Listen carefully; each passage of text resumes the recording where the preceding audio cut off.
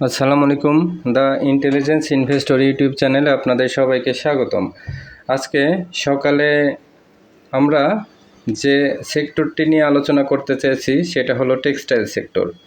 Textile সেক্টরে চলুন আমরা দেখে আসি কোন কোন স্টকসটি টেক্সটাইল সেক্টরে আছে, সেই স্টকস নিয়ে আলোচনায় চলে যাব। প্রথমেই চলে যাই, চলুন এআইএলটা দেখেন, এই যে এখান থেকে 3650 এই লেভেলে একটা সাপোর্ট আছে, এখান থেকে এই টেক্সটাইলটি ঘুরে যাবে। সো এই টেক্সটাইলটার যেহেতু বলেছি 50 টাকায় যাওয়ার একটা সম্ভাবনা আছে, সো এই স্টকটি কমলে কালেকশন করবেন। মানে এখন আপাতত মনে করবেন যে আমাদের কালেকশন পিরিয়ড, প্রফিটের কোনো সময় না, তাহলে কালেকশন করে রাখবেন, প্রফিটগুলো পরে পাবেন। এজন্য কালেকশন পিরিয়ড ধরে নিয়ে, কালেকশন পিরিয়ডে কখনো কোনো প্রফিট কিন্তু মার্কেট সহজে দিতে চায় না। একটা জিনিস খুব খেয়াল করবেন, মার্কেটে ধরেন যখন গতিশীল থাকে তখন আপনি যাই কিনতেছেন প্রফিট দিচ্ছে, যাই কিনতেছেন 2 দিন 5 দিন পর পর প্রফিট দিচ্ছে। ঠিক একটা সময় গিয়ে দেখবেন যেটাই কিনতেছেন, যত ভালো গ্রাফ, যত ভালো অ্যানালাইসিস, যত ভালো ইনফরমেশন নিয়ে স্টক কিনতেছেন, আপনার কাছে অনেক ভালো মনে হচ্ছে, আসলে এন্ট্রি দেওয়ার পরে দেখা যাচ্ছে আর প্রফিট দিচ্ছে না। ঠিক তখনই ধরে নিতে হবে মার্কেটে সামথিং রং, মার্কেট কারেকশনে যাচ্ছে। এই একটা জিনিস দেখেই মার্কেট কারেকশন বোঝা যায়, যে যখন দেখবেন যে শেয়ার কেনার পরে আর আপনি কোনোভাবেই সুবিধা করতে পারতেছেন না, যাই কিনতেছেন যত ভালো দেখেই কিনতেছেন, লসে চলে যাচ্ছে ম্যাচিউর ডেটে, ঠিক তখনই বুঝবেন যে মার্কেট একটা কারেকশনে যাচ্ছে। এই কারেকশনটা এভাবেই ধরবেন। এখন কারেকশনে গেলে আপনাদের কি দায়িত্ব? কারেকশনে যাওয়া শুরুটা যখনই বুঝতে পারবেন তখনই কাছাকাছি থাকা ফান্ড ফ্রি করবেন। নাম্বার 2 হলো প্রফিটগুলা সব টেক করে নেবেন। আবার যেগুলা বেসমেন্ট ভালো শেয়ার মনে হবে যে না এখনও প্রাইস হয়নি, বাড়ে নাই, ওই ধরনের শেয়ারগুলো কিন্তু আবার বেচে পোর্টফোলিও খালি করতে যাবেন না। পোর্টফোলিও সেট আপে মিনিমাম 50% পোর্টফোলিও, 40% 30% পোর্টফোলিওর শেয়ার সবসময় হোল্ড করবেন। কেন হোল্ড করবেন? এটা আপনি ইচ্ছা করলে সমস্ত পোর্টফোলিও খালি করতে পারেন, কিন্তু সমস্ত পোর্টফোলিও খালি করবেন তখন মার্কেটের আপনার স্টকও ফল করে এমন একটা জায়গায় যাবে, সেখান থেকে পাবলিক কনফিডেন্স নষ্ট হবে। এজন্য 40, 50, 60% শেয়ার হোল্ড করা, এটা আপনারই মরাল রেসপন্সিবিলিটি, মার্কেটকে ঠিক রাখার স্বার্থে এগুলো। এবং দেখে দেখে, সব স্টক না, সুন্দর সুন্দর ভালো সেট আপ থাকবে, যে শেয়ারগুলো কখনো হাত দিবেন না, কখনো সেল করবেন না। আর বাকি 40 থেকে 50% শেয়ার যেগুলো যে রানিং বিজনেস করেন, প্রফিট করেন, এই ধরনের শেয়ারগুলো আপনারা প্রফিট টেক করে নেবেন বা ফান্ড ফ্রি করে রাখবেন, বা 2% 3%-এর মধ্যে লস নিয়ে হলেও ফান্ড ফ্রি করে রাখবেন। এতে হবে কি, মার্কেট পড়ে যখন দেখেন, মার্কেটটা যখন এই লেভেলে আসে, এই সব জায়গায় যখন কারেকশন করেন, ঠিক দেখেন এইখানে থেকে এই পর্যন্ত অটোমেটিকলি 5-7-10% প্রফিট পাবেন। এইখানে যদি এন্ট্রি নিয়ে থাকেন, এইখানে কি 3টা হল্টের, তার মানে কি 3 × 8 = 24, 3 নং 27%। ঠিক এই জায়গাগুলোতে যদি আপনারা এন্ট্রি নিয়ে অপেক্ষা করেন, 3% 4% লস নিতে যারা অনেক কার্পণ্য করেন, তাদের বলি তারা একটু ওয়েট করলে কিন্তু 24%, এই যে 16% লাভ পাবেন। সো এখন 3% লস নিলে আপনি অনেক কম প্রাইসে শেয়ারগুলো কিনতে পারবেন। আর যদি সেটা না করেন কি হবে, এখান থেকে ধরেন শেয়ার এখানে আসলো, এই 37 টাকা থেকে 27 টাকায় আসবে না এই শেয়ারটা। এখন এক্সাম্পল দিচ্ছি, ধরেন এটা 27 টাকায় আসলো, এখন 27 টাকা থেকে আবার 10 টাকা বাড়া পর্যন্ত আপনার এখানে যাইতে যাইতে আপনার ফান্ডটা জিরো লেভেলে আসলো, ফান্ড রিকভার হলো, লসটা রিকভার হলো। কিন্তু এখানে যদি 3% লস নিয়ে থাকেন, এইখানে যদি আবার এন্ট্রি দেন, সুবিধা হবে কি, এই 10%-এর ভেতরে আপনার এইখানে যদি আপনি ধরে নিন 10% বা 16% ধরে নিন, 3% লস নিলেন, 16% এখান থেকে যদি বাড়ে, তাহলেও 13% আপনার এইখান থেকে প্রফিট হলো। এজন্য ফান্ডটা ফ্রি রাখলে সবসময় better, good decision, very good decision ফান্ডটা ফ্রি করা। এখন টেক্সটাইল সেক্টরে আপনাদের যেটা দেখাবো, কয়টা টেক্সটাইল আমার নজরে আছে, এর মধ্যে একটা হচ্ছে যে শাসা ডেনিম। দেখেন শার্প ইন্ডাস্ট্রিজ বাড়ছে, নিয়মিত বাড়তেছে। এটা কিন্তু টেম্পার যতক্ষণ লুজ না হবে ততক্ষণ পর্যন্ত আপনারা হোল্ড করেন, কেউ প্রফিট নিতে পারেন। এই যে এখানে দেখেন ছোট ক্যান্ডেল কিন্তু ভলিউম হয়েছে বেশি, তার মানে কি এই দিনটায় কিন্তু শেয়ার ডিস্ট্রিবিউশন একটু হয়েছে। এই যে দিনটা এই ধরনের গ্রাফ মানে কি শেয়ার একটু রিলিজ হয়েছে, সো আপনারাও এখন প্রফিট নিতে পারেন। এরপরে শাসা ডেনিমটা দেখে আসি চলুন। এই যে শাসা ডেনিমটা কিন্তু খুব ধীরে স্লো মোশনে বাড়তেছে। এ ধরনের শেয়ার কন্টিনিউয়াস দেখবেন 1.5 মাস 2 মাস 3 মাস ধরে বাড়তে থাকে। এই ধরনের গ্রাফ প্যাটার্ন যখন দেখবেন, এই যে এই গ্রাফ প্যাটার্নগুলো খুবই ভালো, কিন্তু ধীরে ধীরে ধীরে ধীরে প্রতিদিন সামান্য বাড়তেছে কমতেছে বাড়তেছে কমতেছে, কিন্তু অলমোস্ট আপ ট্রেন্ডটা অনেক স্ট্রং। এই ধরনের শেয়ারে এন্ট্রি নেবেন। কোথায় এন্ট্রি নিয়ে থাকবেন দেখেন, এই যে এই সব জায়গাতে এন্ট্রি নেওয়া দরকার ছিল। এই যে এই ব্রেকআউটগুলা বা এখান থেকে যখন এই যে 22 টাকা ব্রেকআউট হলো, এই জায়গাটা সবচেয়ে পারফেক্ট এন্ট্রি ছিল এবং আজ পর্যন্ত হোল্ড করা। এইটা হচ্ছে যে সবচেয়ে ওয়াইজ ইনভেস্টরের কাজ, মানে লেটস প্রফিট রান। যখন প্রফিট হতে থাকবে তখন প্রফিটটাকে বড় হতে দিবেন। মানে একটু প্রফিট দেখলে, আমি 3-4 দিন আগে শাসা ডেনিম কিনলাম, এখন দেখি পোর্টফোলিওতে প্রফিট। কালকে যখন অনেক প্রফিটগুলো নিয়ে পোর্টফোলিওর দিকে তাকাচ্ছি, প্রফিট দেখে মনে হচ্ছে যে প্রফিটগুলো নিয়ে নিই, কিন্তু শাসা ডেনিমের গ্রাফ দেখে আমি কিন্তু প্রফিট নাই। কেন নেই? সব প্রফিট নেওয়া যাবে না। যে প্রফিট, লেটস প্রফিট রান, প্রফিটটা যেটা বড় হবে সেটাকে প্রফিট নেওয়া যাবে না, সেটাকে আরও প্রফিট বড় হতে দিবে, কিন্তু লসটা মিনিমাইজ করতে হবে। প্রফিট ম্যাক্সিমাইজ, লস মিনিমাইজ করতে হবে। তাহলে লস মিনিমাইজ কিভাবে করবেন? ওই যে 2-3%, 4%, 5%-এর মধ্যে লস নিয়ে ফেললেন, নিচে এসে আবার যখন কিনলেন হঠাৎ করে একটা হল্টেড পাইলেন, তাও তো 5% প্রফিট, 4% প্রফিট পাবেন। কিন্তু এখন যদি লস নিয়ে ওয়েট করতে থাকেন, ঠিক আপনার পোর্টফোলিও যদি 30% লসে চলে যায়, 20% লসে চলে যায়, সেক্ষেত্রে কি হবে? আপনার ওই 20% রিকভার করতে করতে আপনি মার্কেটে ব্যবসা করতে পারলেন না, অন্য সবাই ব্যবসা করতেছে, আপনি হতাশ। আপনার পোর্টফোলিও রিকভার দিতে দিতে একটা সিজন পার হয়ে গেল।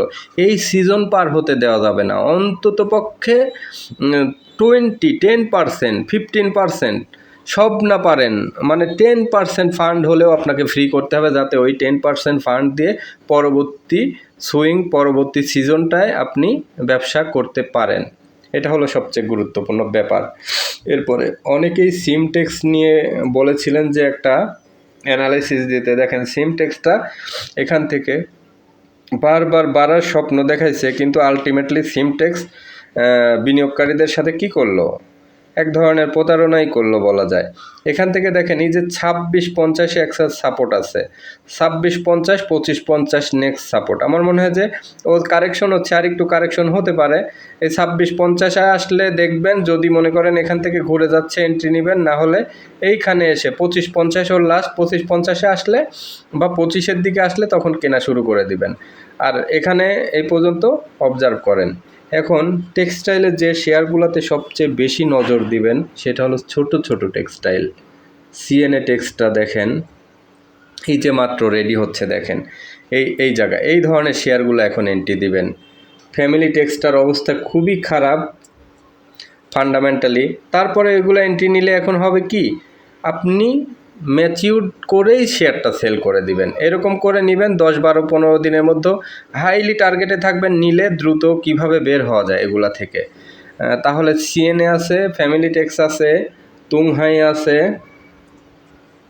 এই যে তুংহাই, এই টাইপের ছোট যে কয়টি শেয়ার আছে,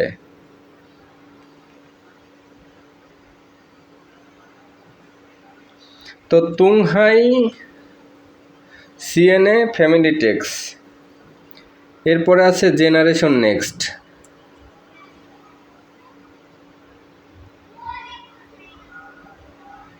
এই যে জেনারেশন নেক্সট, যে কয়টি শেয়ার আছে আপনাদের সবচেয়ে নাম্বার 1 বলে দিচ্ছি জেনারেশন নেক্সট। জেনারেশন নেক্সটের সুবিধা কি?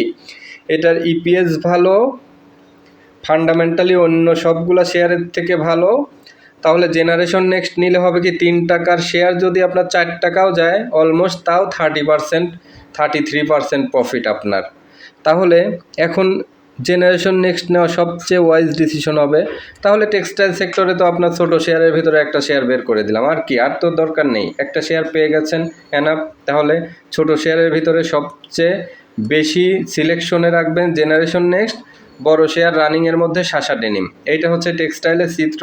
আর সব টেক্সটাইল সেক্টরই মোটামুটি অন্যান্য টেক্সটাইল যা আছে এর ভিতরে সাইহাম সাইহাম কটটা দেখে আসি, যেটা নিয়ে মানুষের অনেক এক্সপেকটেশন আছে। বাট আমার যেটা মনে হচ্ছে সায়াম কট দুইটাই এখন একটু কমবে, কারেকশন হবে, তারপরে চিত্র কি হবে সেগুলা পরের চিত্র।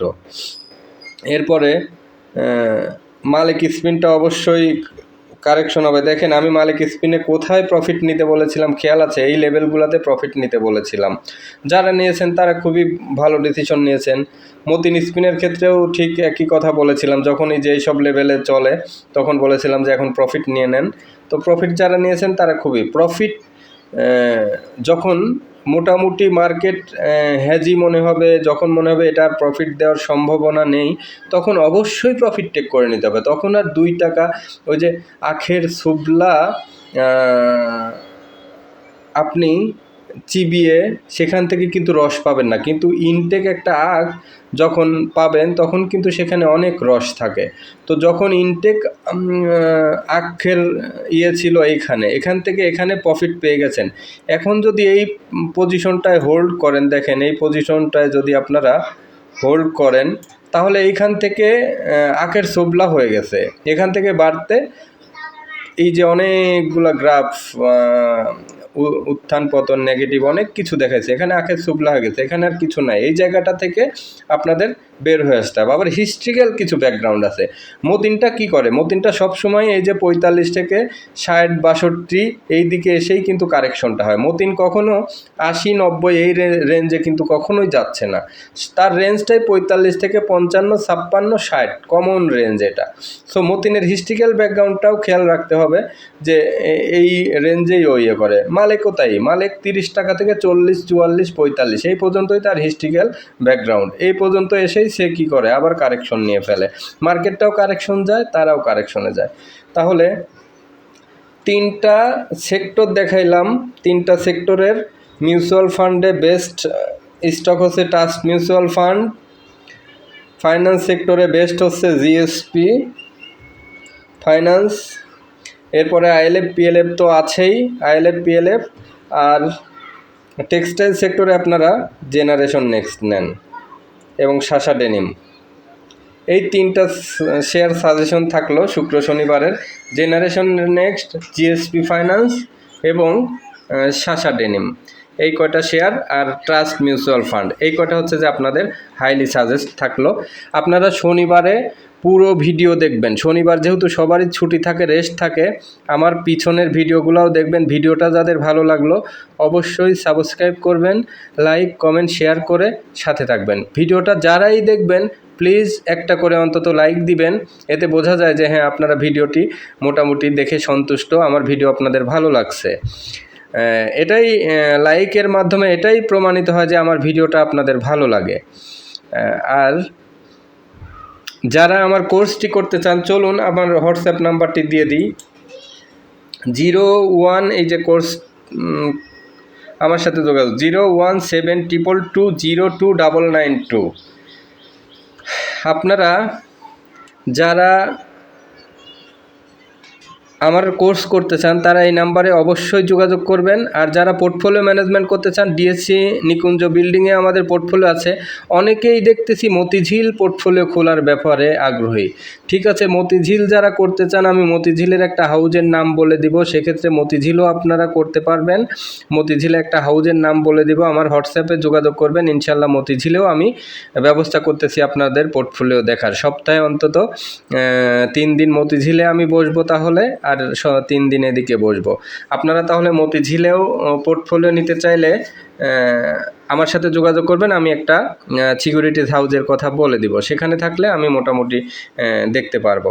তো সবাই ভালো থাকবেন, আজকের ভিডিও এ পর্যন্তই, আল্লাহ হাফেজ।